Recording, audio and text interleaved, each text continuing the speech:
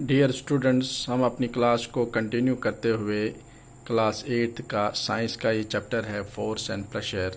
इससे पहले हमने इसमें 2 क्लासें ऑलरेडी ली है। तो आज हम देखेंगे contact and non contact forces क्या होते हैं। जैसे नाम से पता लगता है कि कांटेक्ट हो गया जब 2 बॉडीज़ आपस में कांटेक्ट में आ जाएं, और नॉन कांटेक्ट हो गया जब दूर से वो एक दूसरे को या तो अट्रैक्ट करे या रिपेल करें। तो कांटेक्ट फोर्सेस में हम सबसे पहले देखते हैं muscular force. Due to the action of muscles is known है मस्कुलर फोर्स, यानी कि किसी भी चीज़ को अगर हमें मूव करना होगा, उसको अपनी जगह से हमने उसको डिसलोकेट करना होगा, उसकी मोशन को चेंज करना होगा, रेस्ट से उसको हमें मोशन में लाना होगा, या ऑलरेडी इन स्पीड या मोशन में होगी तो हमें उसको रेस्ट में लाना होगा, तो वहाँ पे हमें मस्कुलर फोर्स की ज़रूरत पड़ती है। किसी गाड़ी को अगर धक्का देना होगा तो हम अपने हाथों से उसको कंटैक्ट में लाते हुए धक्का देंगे, तब जाके वो उसकी जो पोजीशन है वो चेंज हो जाएगी। तो यहाँ पे हम देखते हैं कि यहाँ पे 2 बॉडीज़ जो है वो आपस में कंटैक्ट में आ गए, तो इसलिए इसको कहते हैं कंटैक्ट फोर्सेस। इसी तरह फ्रिक्शन है एक और एग्जांपल हमारा, जैसे ball rolling along the ground and slows down. जैसे कोई बॉल अगर ग्राउंड में रोल कर रही होगी और अपने आप को स्टॉप करेगी कुछ देर के बाद, या साइकिल हम चला रहे होंगे, जैसे हम पैडल देना बंद करेंगे उसको तो बाइसिकल अपने आप रुक जाएगी। ये जो अपने आप रुकना है बाइसिकल का, बेसिकली अर्थ और इस ऑब्जेक्ट के बीच में जो फोर्स प्ले करता है that is called the frictional force.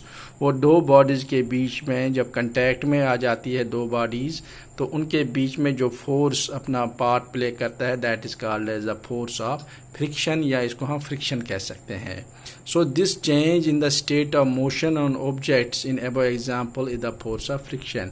जैसे बॉल का रुक जाना अपने आप, या पैडल दे के साइकिल का रुक जाना अपने आप या स्टॉप करके, तो इसको हम कह सकते हैं कि ये फ्रिक्शनल फोर्स है जो कंटैक्ट में आती है बिटवीन द अर्थ या साइकिल के बीच में, या अर्थ बॉल के बीच में, या 2 बॉडीज़ का आपस बीच में। तो ये हमारी एग्जांपल जो थी ये कांटेक्ट फोर्सेस की एग्जांपल थी।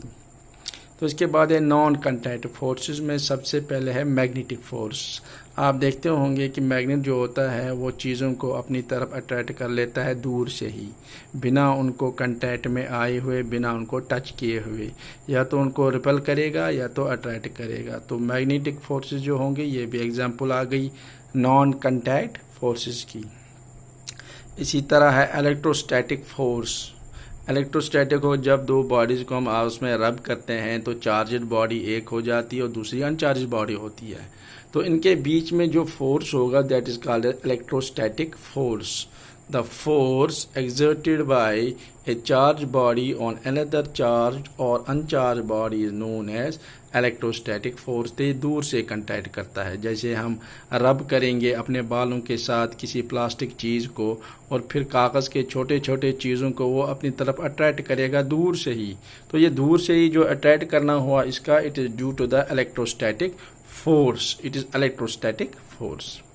एक और है इसमें ग्रेविटेशनल फोर्स, इंपॉर्टेंट, वो तो हम सभी जानते हैं कि objects fall towards the earth because it pools them, क्योंकि अर्थ जो होती है हर चीज़ को अपनी तरफ खींचती है। So this force is called the force of gravity. इसको हम फोर्स ऑफ ग्रेविटी भी कह सकते हैं या सिंपल ग्रेविटी भी कहते हैं। It acts on all objects, ये सभी ऑब्जेक्ट्स पर अपना असर डालती है।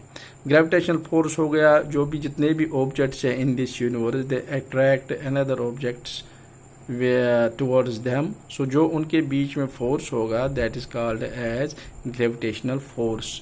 तो मैग्नेटिक फोर्स, इलेक्ट्रोस्टैटिक फोर्स और ग्रेविटेशनल फोर्स जो है ये एग्जांपल हो गई नॉन कांटेक्ट फोर्सेस की।